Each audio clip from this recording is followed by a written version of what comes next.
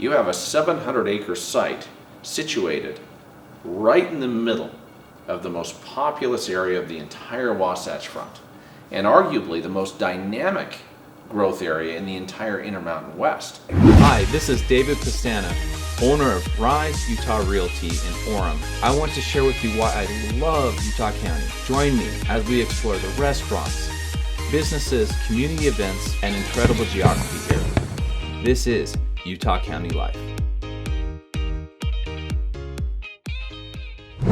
There was an article that I read that seemed pretty significant to me. It was about the concentration of buildings at the point of the mountain. We're often referred to as Silicon Slopes, referencing the Silicon Valley of California. Right.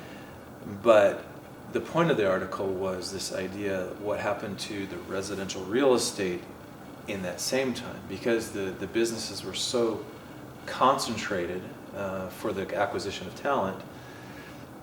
They competed against each other economically by raising everybody's salary, and it kind of kept going. Right. And by having such a concentration of high-paid individuals, obviously the real estate, the residential side just went up as well. So now you can get your $1 million, 1,200 square foot home there as a result of that. So the solution that was proposed is try and get these people to invest in other areas. Like, why not build something out in Tooele? Why not get a hub out in Nephi or Right. Up north further? Yeah, rural Utah. What opportunities? Do you lie ever in see rural them Utah? diversifying, or is the concentration really the snowball of it? Where you get this synergy effect by having it concentrated. Well, what we have seen at the point of the mountain, the convergence of both Salt Lake County and Utah County is that critical mass of millions of square feet of office space, of employment centers. You couple with that new shopping plazas, restaurants, and services. And, from a quality of life standpoint, people want to reside within close proximity to where they work. They want to shorten their commute as much as possible. And I think, the continued trend of new construction centered in those areas is really in response to that, I think, quality of life priority that is driving a lot of the decision making with people when it comes to their homes, their residences. Saratoga Springs, Eagle Mountain, Lehigh continue to see explosive residential growth and will continue to into the future because of that critical mass of commercial development centered in that point of the mountain area.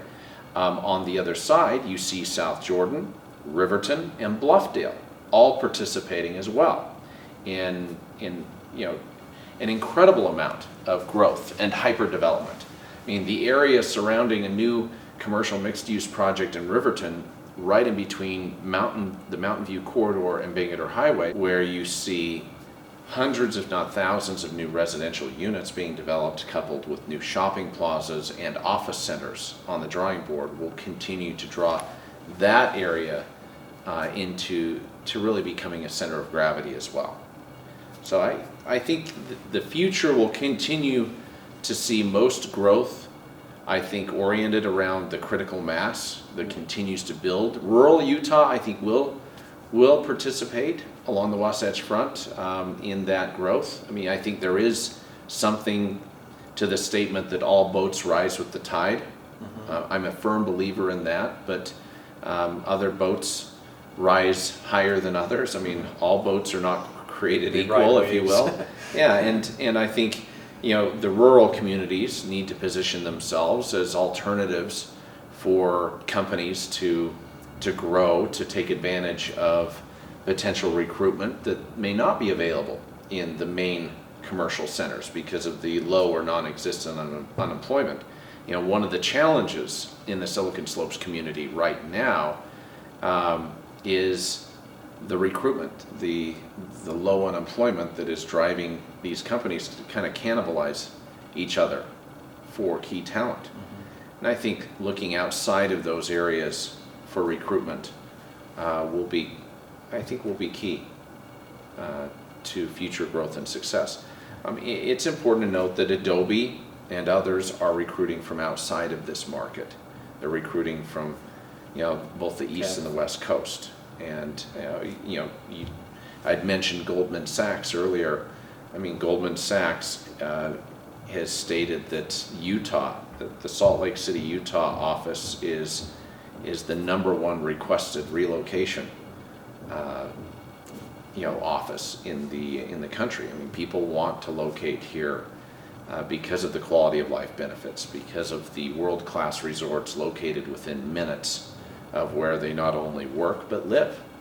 And you have an international airport and the ability to come and go with ease that is pretty unrivaled. Where do you see, as far as the point of the mountain, how much more development could we see in that area before it taps out? It's so much. We will see. Because we see what, up to 6-8 stories right now with parking lots instead of underground parking structures as much. We're going to see greater density, but I think the driver of future development at the point of the mountain will be the 700-acre prison site that will be made available as the prison is relocated and built out west of the Salt Lake International Airport. You have a 700-acre site situated right in the middle of the most populous area of the entire Wasatch Front, and arguably the most dynamic growth area in the entire Intermountain West. That 700 acres and the way it is master planned, hopefully with I think the right type of thought leadership, the right type of strategies will help, I think, position the Wasatch Front for success. And I think the surrounding communities will benefit dramatically from that. It won't be just Draper. The municipality of Draper, on the surface, appears to be the greatest beneficiary of that 700-acre site, going private and being developed. But I think it's important to note that all of the surrounding communities will end up becoming beneficiaries. Why? It's that critical mass that will create more jobs, more services, more amenities, and hopefully add to our quality of life. Now, will it add more traffic? Absolutely. What do we need to do? We need to bring more transit solutions. Light rail coming over the point of the mountain from Salt Lake County into Utah County is critical. And right now, I don't see an immediate path to fund the implementation of light rail into Lehigh and then all the way down into Provo. And I think that's going to be critical to our success and to managing growth in an appropriate way. So for right now, do you think it's going to be the next decade where those 700 acres and where the rest of that point of the mountain is really going to get eaten up? Decades. Decades it'll go on. Decades. The prison will take approximately 3 years. Then you have to relocate, commission that facility appropriately, and then contend with the demolition and the improvements and addressing the infrastructure of that 700 acres. And then we're all subject to the market. We're subject to not only market risk, but also what is the market dictating as far as product type, and what will end up being the highest and best use to be planned for that those site. 700 acres. Right. So they don't have it all dictated right now what exactly it will be. There are a lot of conceptual plans, a lot of very good people that are working on that. Alan Matheson, who is working with the governor's office and the state, is leading the charge, from what I understand, in setting the right tone for the master planning effort. Envision Utah. Ari Bruning and Robert Groh of Envision Utah have played a key role, I think, in the discussion and the planning around the future. I have great respect for those gentlemen and what they are doing in order to help all of us, to help this state position itself for the future, and remind everyone that we only have one chance to do this right.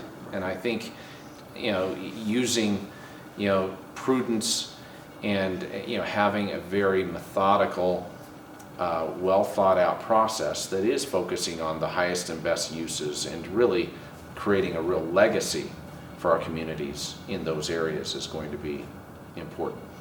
So I guess to answer from what you said, thinking of my own question, how will that affect residential over time? I can only see that for the time being, prices are going to go up, especially in these the closer you can work to your job. There's still plenty of land for them to develop out there. Right. Hopefully, the problem is incomes aren't rising from what I see in keeping pace, if you will, with the cost of construction. Well, see, because that's one of the questions is how many of these tech companies, if they continue to recruit and they pay those people well, because it did show that the average income for many of these tech jobs is over $100,000, which is well above the Utah average. Right. So if we concentrate a bunch of programmers in an area and everybody's getting paid $100,000+, it will push the price. Sure. Yep. There's There's going to be a balance at some point. It'll be interesting to watch. Hey, it's David here. Thank you again for watching this video. I really appreciate you supporting the content and your involvement. Please share it with your family and friends so we can keep giving you good stuff. And of course, as always, we are real estate brokers here in the state of Utah. We would love to help you. And we have a huge network outside if you need help there too to find you the best realtor. But give us a call or direct message us below. Thanks.